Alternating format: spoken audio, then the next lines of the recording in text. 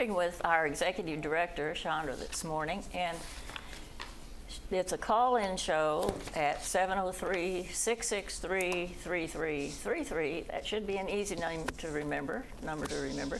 So whatever your questions are, I'm sure Chandra will have an answer for them. So welcome, Chandra. I will try. Thank you. Thank you for having me. Sometimes I don't have the answer, but I can always get back to people. Right, right. So what's on your mind this morning? A lot of exciting things happening. Oh, really? We have today is our official start of Dr. Rizwan Dar. He is our new medical director. Wonderful. Yes, so really excited. He has been here as a staff physician, as a contracted staff physician for about a couple months now. But today is his official day as the Green Spring medical director. And so he will be taking on that role, which will be really to supervise the medical center oversight and providing additional oversight over Garden Ridge, which is part of the legal requirements of having a medical director. Right. And so I'm just really excited to get him onto, some of the TV shows, so people get to meet him. Good. We'll try and bring him to the coffee with the executive team, which is on Monday the 17th, and introduce him. And it would be nice to be able to also have our second person that we've added, who is Crystal Estep. Crystal is a practice administrator, and that's the role she's going to be playing here. So we've not had a practice administrator for a pretty long time right now, and so we've really finding somebody that's the right fit has been the challenge. And what kind of responsibilities will she have? So the practice administrator really runs the office. Oh, okay. The medical director provides oversight over the physicians, and the physicians report up to the medical director. But all of the additional support staff that is there, the medical assistants, the front desk, scheduling, all of that falls under Crystal's role. Okay. And so really excited because she's got many, many years of experience in different aspects of practice administration. So it's great when you have somebody that's had experience in scheduling and all of those pieces that sometimes sometimes when you're at a manager level, you don't always know the details, but she's really worked her way through and learned all the different aspects. So we're excited. She's moved here from Nebraska. Oh. So it's interesting. She's going to have that Virginia traffic. Yes. That's been an eye opener. Yes. Wonderful. I think the residents and staff will really enjoy meeting the both of them. Good. And she's just both of them have a really nice gentle approach to conversation. So I'm excited that they're here.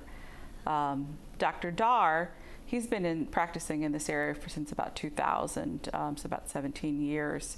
And he did his fellowship in nephrology. He's also an internist at the University Hospital in Philadelphia. So has run his own practice, has run his own clinic, and so all of those pieces add to a good medical director. Yes. So you're not just being a good physician, but having the capacity to manage also. Right. That's great.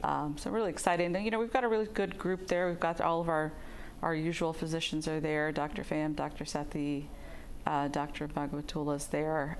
We've also added a new nurse practitioner, and for her it's been about 2 weeks. Her name is Kavetta Green. Kavetta is a graduate of George Washington University, and so has been a nurse for many, many years as a registered nurse, and is now a nurse practitioner. So she'll be working with Stephanie Fournier, who is our other nurse practitioner. So I'm really excited that the medical center is staffed. Yes, yes. That should help a lot.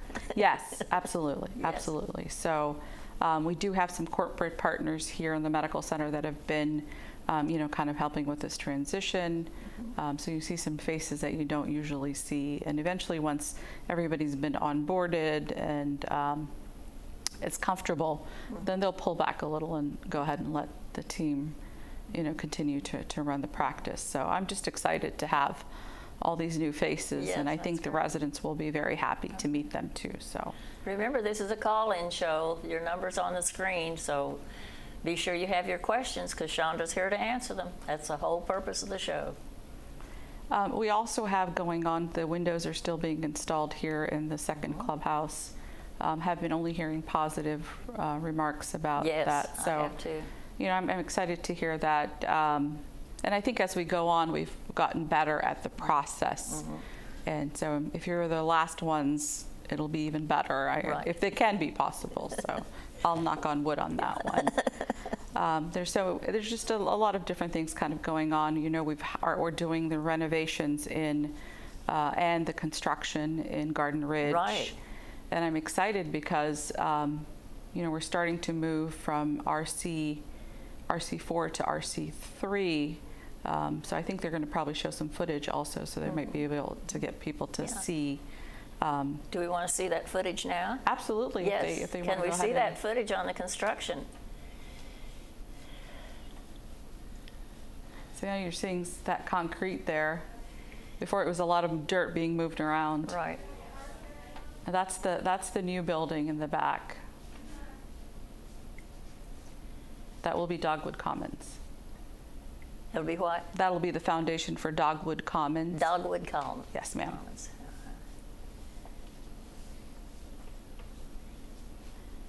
And then they may have some footage from the inside also for the current building, which is Rose Court.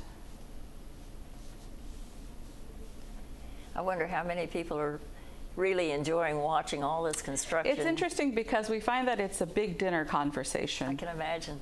We have residents that like to line up and kind of see all that's going around. It's actually mesmerizing when you go out there yourself. You want to watch and see what's happening. You know, all the big machinery and what all the different Oh, here's our pieces. inside shots. There we go. now. There's Rose Court.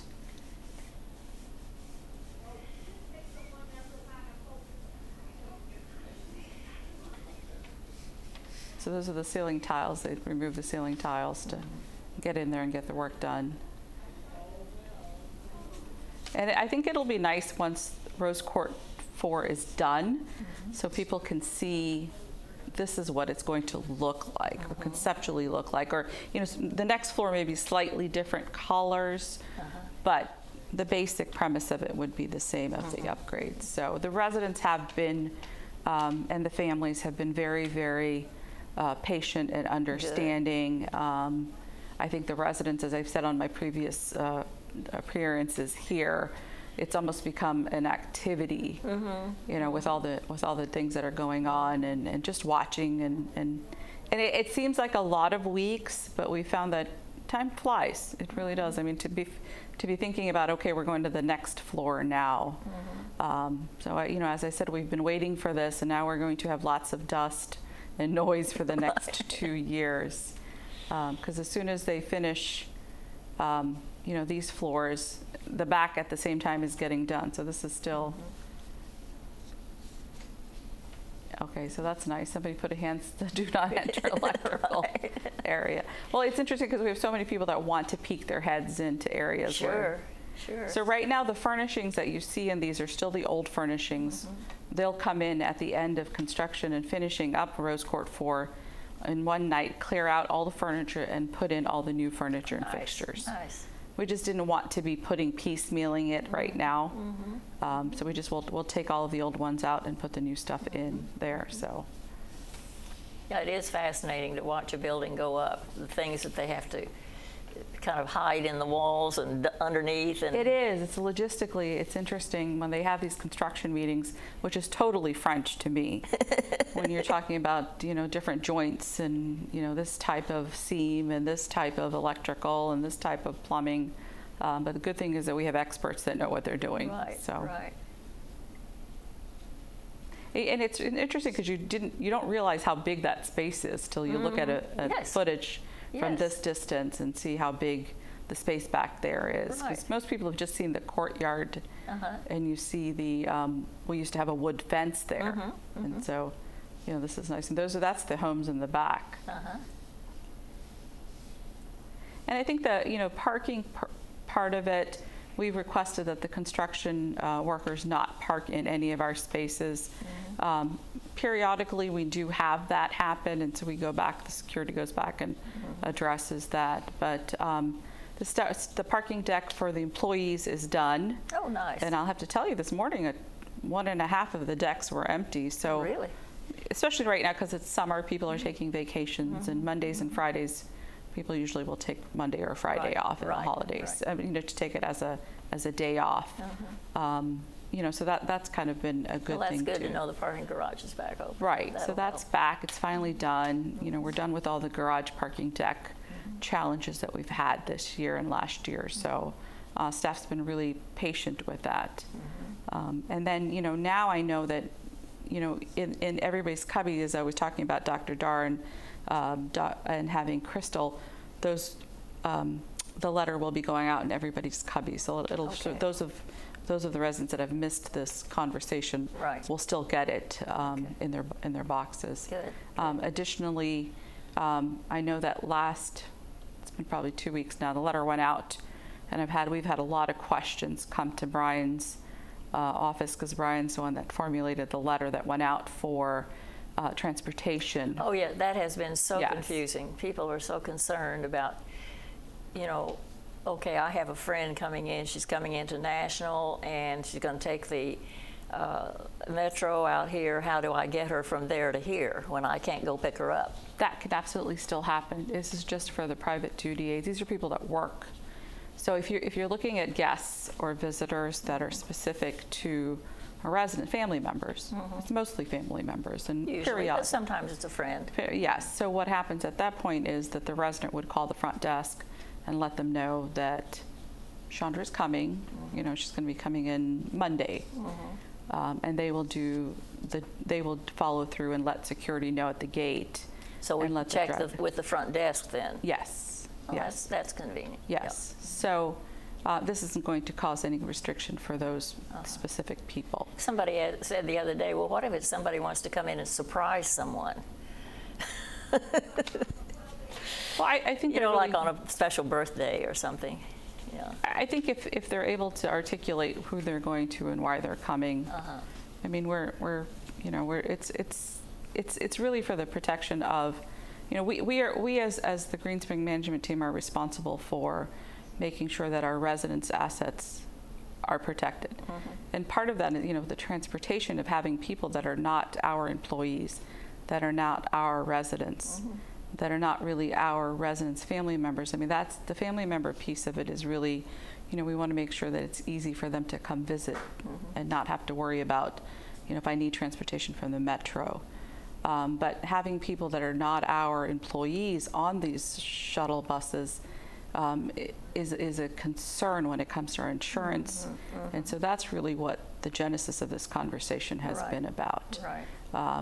And sometimes. So if they have any questions, who should they go to? They can contact Brian. Contact Brian is our associate executive director, Marandola. Brian Marandola will be the best person to have that conversation with. Remember, this is a call-in show. We haven't had any phone calls yet. Yeah, I sometimes think maybe I should start advertising the day before so people call. Right. Well, they should know. Well, maybe it's just a really great morning to sleep in, I think, sometimes, too. So, but we just wanted to make sure that family members are still welcome to come in and use the shuttle. It's just a matter of picking up the call and, phone and calling in and let the front desk know. Yeah, okay. So the end of June, we had a picnic for our staff. Yes. And I have to say thank you to all of the residents in those surrounding buildings, because we had several hours of noise and, dunk tank and games and food, and just thank you for their patience. It was very, very much appreciated, because it was a pretty hot evening too. It was, absolutely. It was interesting because we had the tent up, and the tent, it was cool enough under the tent. So for those of you that are listening that are staff, we had a fabulous time. The rewards and recognitions team put that together. It takes a lot of work, a lot of effort, but I think the staff really enjoyed it. And then we also, our housekeeping team, security, everybody pitched in. And then, of course, thank you to all of our residents who let us move their cars. Right. Because, you know, we don't have any space for this kind of event now that the new building is being built. Right. So we wanted to keep it inside the community, and that way all the staff can attend as they get a chance to. So you know, thank you everyone. We appreciate, you know, the inconvenience that it caused. Well, the staff does so much for us. It's not going to hurt us to help them once in a while. Thank you. I appreciate that. They really had a good time. Good. I have to tell you, Brian, if we, I think I might have some in the Villager, some pictures of Brian in the dunk tank. Oh, okay. So, and me trying to knock him down, which my arm is not that great. So he got away. He got away with me. Oh, dear. You know, and when he's so tall, we were laughing because when you get in the dunk tank, it just really comes up to his waist. Oh. That's what happens when you're close to 6'4", or he is 6'4" probably. Right. But yeah, it's really been a busy summer, but lots going on, and we'll continue to work on the projects. We still have not had any more updates for Town Center. When we do get those, we will go ahead and share those also as with a coffee with the exec. But on Monday, so if anyone's interested in Garden Ridge, more pictures, more information, we'll have that available also. So that's next Monday at? That's the for coffee with exec is at 2. I'm just at 2 o'clock. You know, I have so many meetings. I like to know it's 1 o'clock. 1 o'clock next Monday in the conference center. Yes. Okay.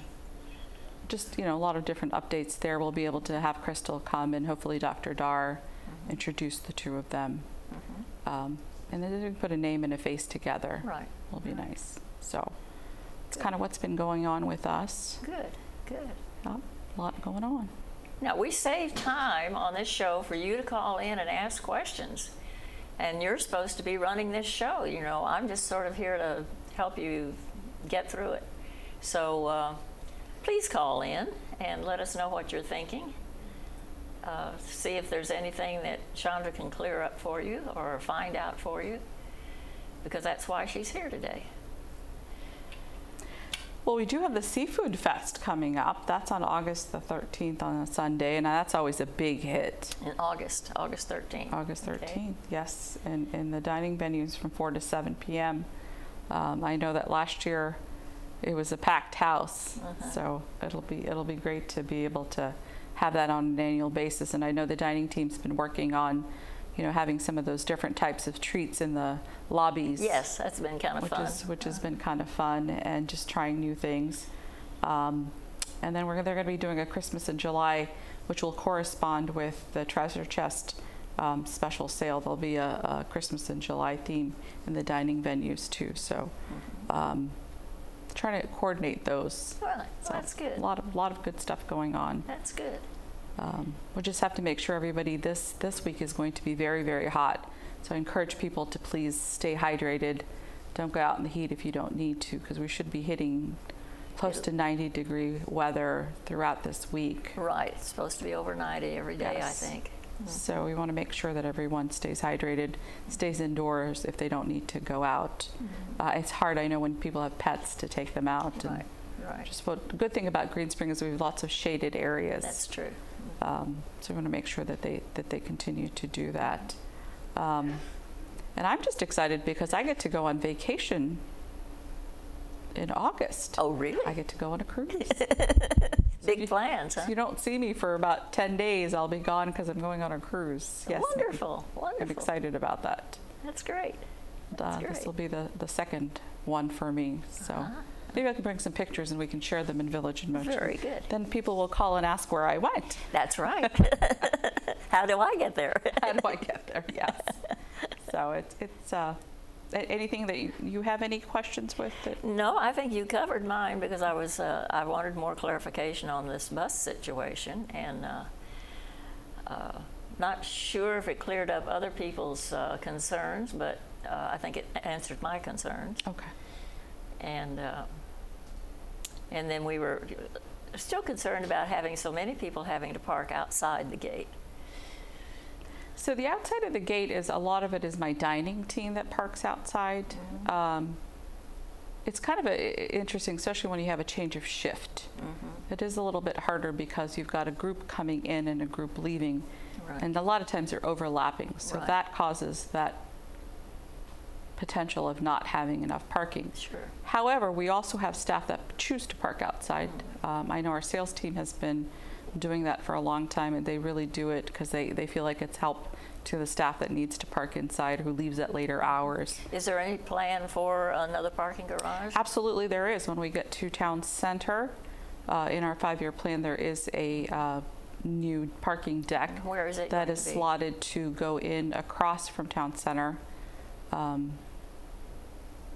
And I can't remember the name of that lot right now, where we have the 2 large trailers that are housing the windows. It's in that lot. Will that be near the buildings, or will it be out the other way? It'll be above that parking lot. Above that parking lot. Right. But it'll be done so Can't it's visualize not that. so it's not blocking. We'll try not to block, views and things. So it won't be very, very high. It'll be only a couple of decks, but it'll add additional parking spaces to it. Okay. And what we're finding even in the employee parking deck is, some staff park outside, some staff park inside. It usually works out to be okay. On the top decks are usually empty. So, I think there's been enough visitor parking that's available now. So some of that parking tension is gone now that deck is That's done. good. But there's always going to be dining staff that's going to park outside. Do they ever run a bus out there periodically? They do, and when the weather's bad. For example, if it's going to be very hot this week, or it gets very cold, then we try to do that if that's the case. But a lot of times the staff is leaving, the ones that park outside, 7:30, 8 o'clock, so by then it's a little bit cooler, so then we don't necessarily have to run a shuttle. Right. But it depends on the weather, because we have done that before when it's either too hot or it's too cold. Specifically when we were having work done on the deck, but now that that's done, we're not finding is people still will park. As I said, it's a matter of choice too. Right. Oh, we have a call. Very good. Okay, let's have that call.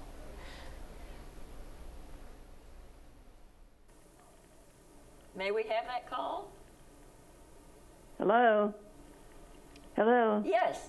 Yes. This is Mildred Runkle in Connor Terrace. I've been enjoying the show, and all of a sudden I thought, I have a question, and it is about the shuttle bus. Sometimes I go down and wait 45 minutes. Another time I'll go and I'll get lucky and it'll come soon after I get down there. I'm just wondering, is there ever going to be any kind of a schedule for the bus? I have to use it so much, and it seems like I spend an awful lot of time waiting for it. So, thank you for calling. Yes, I appreciate that. Thank you. Unfortunately, what the schedule is that we can put a tentative schedule together, but it depends on people getting on and people getting off. So if they're assistive devices, it takes longer to get people on and off. Or, just in general, people have different timings that it takes them to get on and off. So we couldn't really say it's going to take 15 minutes to get from point A to point B. What we are looking at, and we are going to be the pilot for a GPS Oh, that system would be wonderful. that it won't give us, again, timing, but tentatively will give us location. So someone could be able to say, okay, it's probably going to take another 15 minutes. I'm going to run and go get a cup of coffee. So that'll ease that a little bit, in the sense of at least people will know where the shuttle is. Is there any timing on when that's going to happen? I have been told we are the top of the list. So we were trying to get it done this year. I have not gotten a specific date, so I'm hoping that we can, once we get some information, I will come out and share that. Good. I'm a little reluctant to say first quarter, second quarter, till I know for sure. Yeah.